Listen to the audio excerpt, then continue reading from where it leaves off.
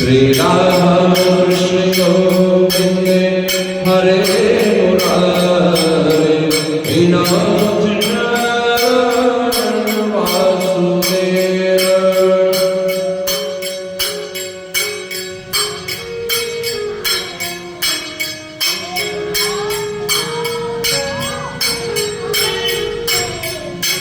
हे नाथ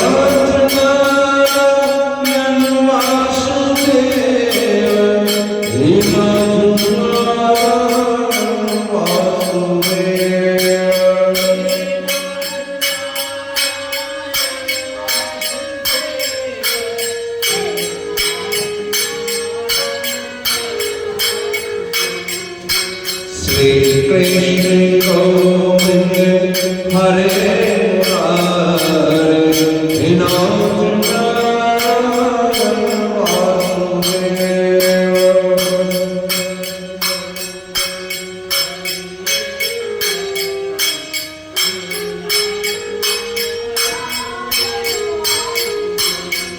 श्री राधा कृष्ण गोविंद हरे मुरारे विनोद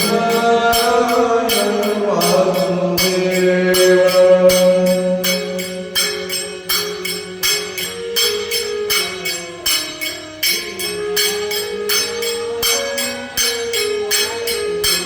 बोलो वृंदावन बिहारी लाल की जय। गजानन गणाधिसेवितं कपितं जम्बूफलचारुभक्षणं उमासुतं विनाशकारकं नमामि विघ्नेश्वरपादपङ्कजं। नमामि विघ्नेश्वरपादपङ्कजं। बोलो श्री गणेश महाराज की जय। श्री वृंदावन बिहारी लाल की जय। एकादशी माता तेरी सदा जय।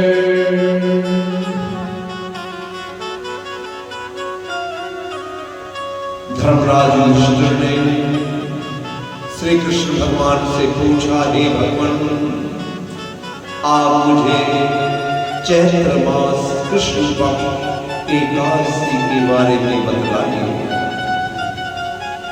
ये एकादशी जो चैत्र मास में आती है कृष्ण पक्ष में, इसका क्या नाम है? कौन से देवता की पूजा किस विधि से हुआ करती है और क्या महत्व है, ये मैं जानना चाहता हूं। श्री कृष्ण भगवान बोले, हे युधिष्ठिर, एक समय मंधाता नाम ने लोमस ऋषि से यही प्रश्न किया। मंधाता के पूछने से लोमस ऋषि ने उत्तर दिया कि चैत्र मास कृष्ण पक्ष जो आज एकादशी है, इसका नाम है पाप मोचनी एकादशी। अर्थात आज के दिन व्रत करने से मनुष्य के अनेकों जन्मों के पाप नष्ट हो जाते हैं। और एक प्राचीन जो कथा है, चैत्र वन में अप्सराएं निवास किया करती थी। वहां सदैव बसंत का मौसम बना रहता। उस चैत्र वन में एक मेधावी मुनि तपस्या किया करते थे। भगवान शिव के अनेक भक्त थे, साथ ही साथ भगवान विष्णु का सिमरन ओम नमो भगवते वासुदेवाय इस महामंत्र का जप करते हुए अपना नित्य कर्म में आनंद उठाते। और एक दिन मंजू घोषा नाम की एक अप्सरा, जो उनको मोहित करने के लिए सितार वादन बजाती है, मधुर मधुर गायन करती है। और उस समय शिव के शत्रु अनंत अर्थात कामदेव भी शिव भक्त मेधावी मुनि को जीतने के लिए तैयार हो जाते हैं। कामदेव ने उस सुंदर अप्सरा को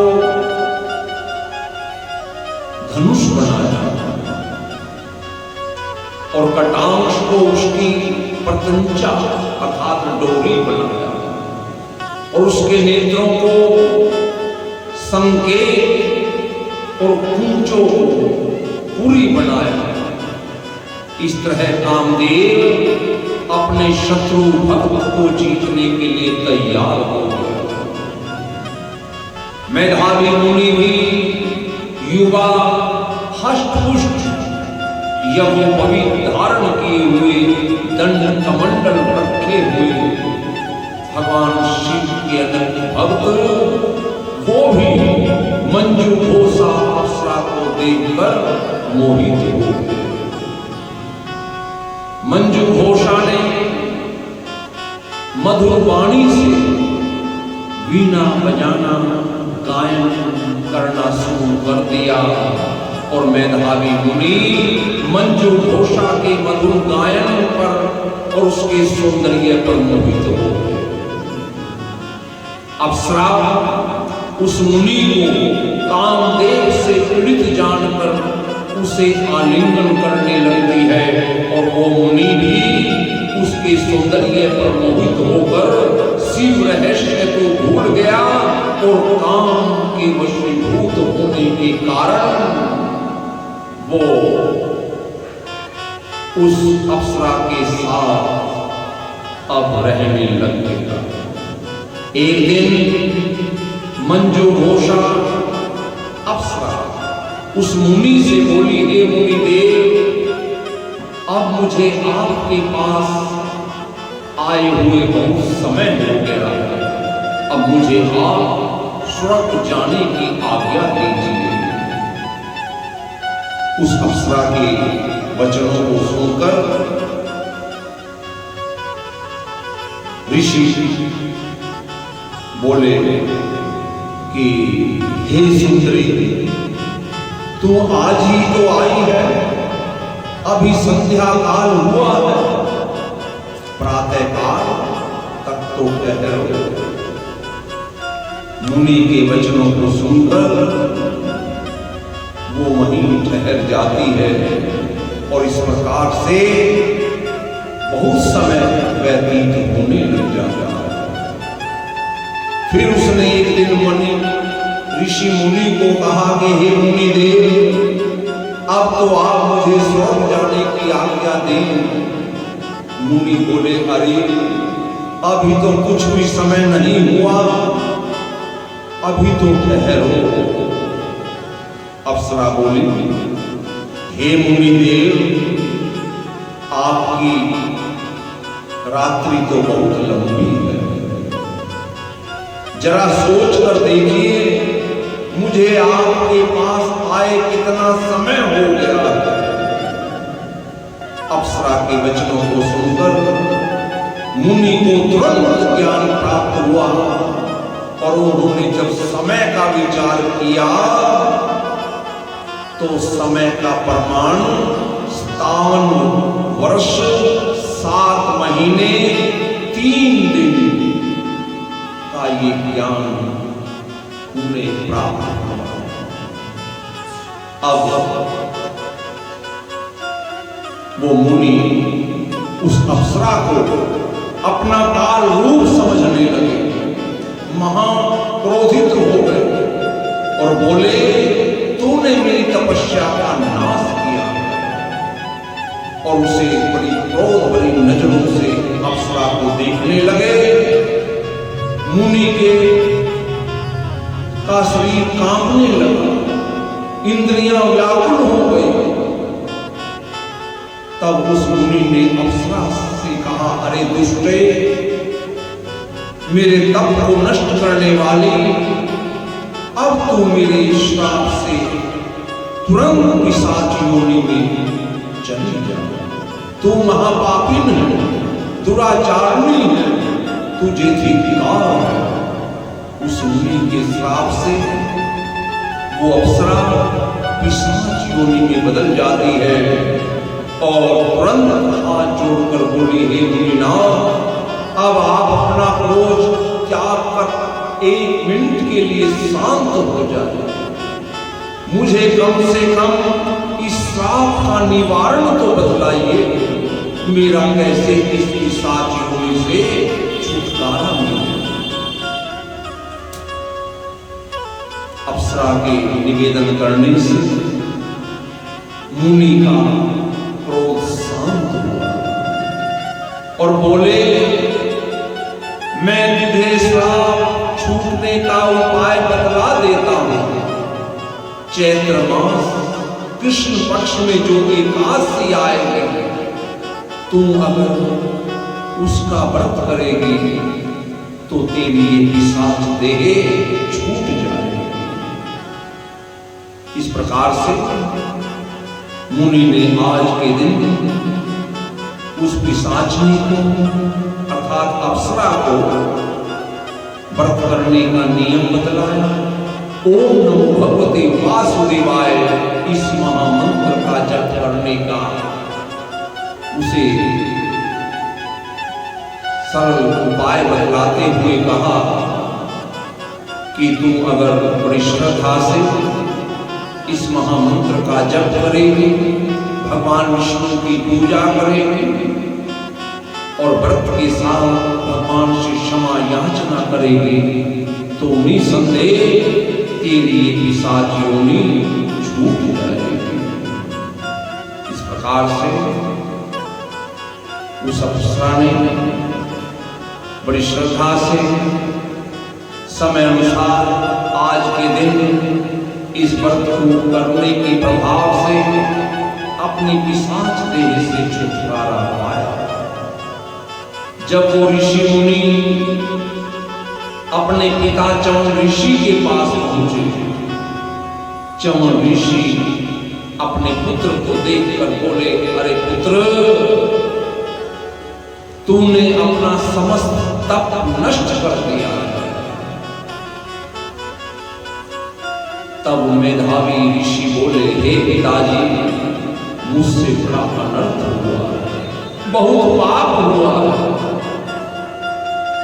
जो आप आदेश करें मैं आपकी आज्ञा का पालन करूंगा, ताकि मैं इस पाप से निवृत्त हो जाऊं। चमन ऋषि ने भी आज के दिन पाप मोचनी एकादशी के बारे में मेधावी मुनि अपने पुत्र को इसी व्रत का उल्लेख किया। मेधावी ऋषि ने आज के दिन बड़ी श्रद्धा से इस पाप मोचनी एकादशी का विधिपूर्वक उपवास किया। ओम नमो भगवते वासुदेवाय, इस महामंत्र का जप करते हुए रात्रि भर जागरण किया, बार बार भगवान शिव से क्षमा याचना की। इस प्रकार से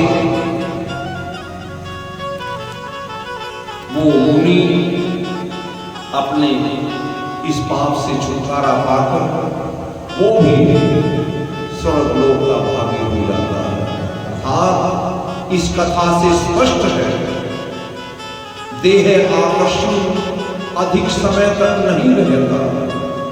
देह के लोभ में पड़कर मेधावी ऋषि अपने तप को भूल गए और इस घोर अपराध को कर बैठे।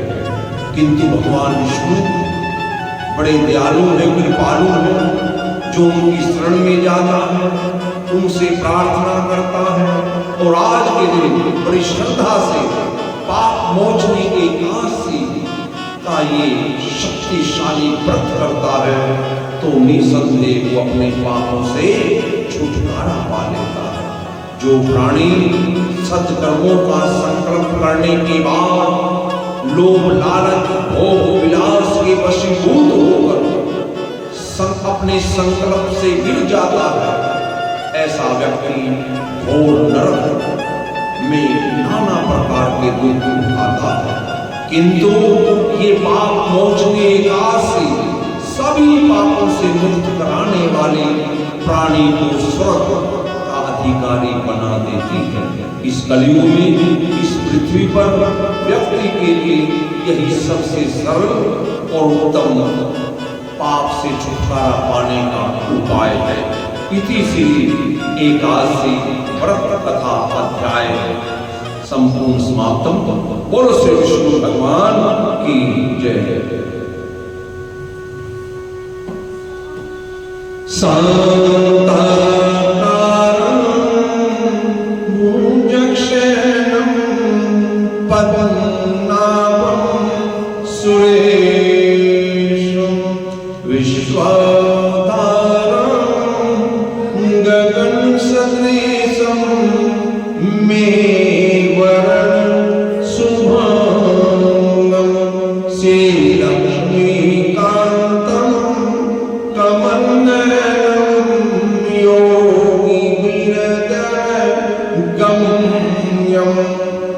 वन्दे विष्णुभवभयहरं सर्वलोकैकनाथं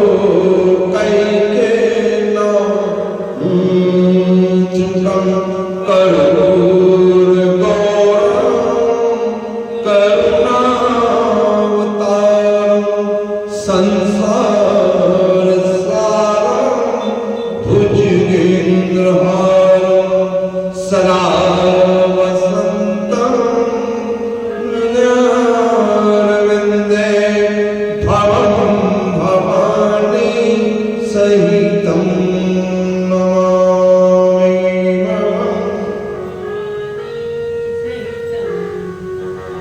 त्वमेव माता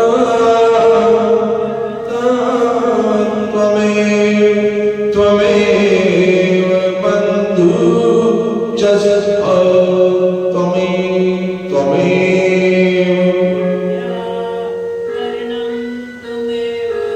त्वमेव सर्वं मम देव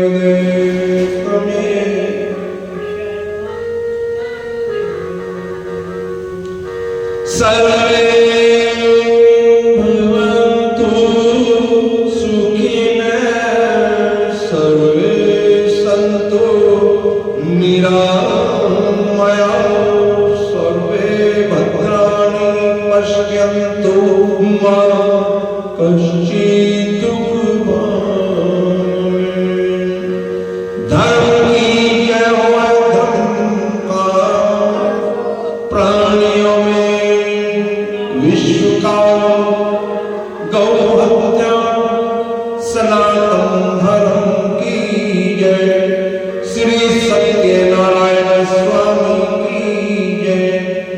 हे माई सच्चियां ते ऊंचियां जोत वाली माता तेरी सराही जय। श्रीमद् भागवत महापुराण की जय। श्री सुखदेव जी महाराज की जय। बोलो वीर बजरंगी हर हर महादेव। शंभो श्री शंकर भगवान की जय। जय जय श्री राधे श्याम। जय जय राधे श्याम। जय जय श्री राधे श्याम। ओम ब्रह्मणं यजामहे सुगन्धिं पुष्टिवर्धनम् उर्वारुकमिव बन्धनात् मृत्योर्मोक्षीयमामृतम्।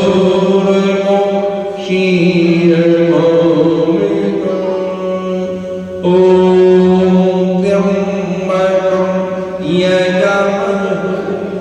सुगन्धिं पुष्टिवर्धनम् उर्वारुकमिव बन्धनात् मृत्योर्मोक्षीयमामिनात्।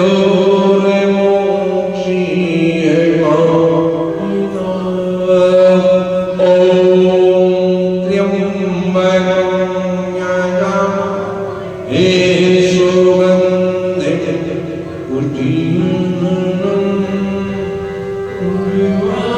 उर्वारुकमिव बन्धनात् मृत्योर्मोक्षीयमामिनात्।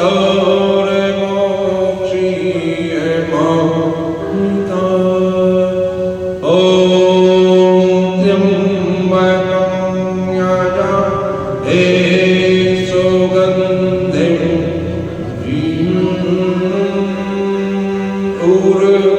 उर्वारुकमिव बन्धनात् मृत्योर्मोक्षीयमामिनात्।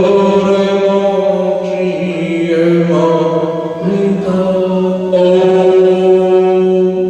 शान्ति शान्ति शान्ति। जय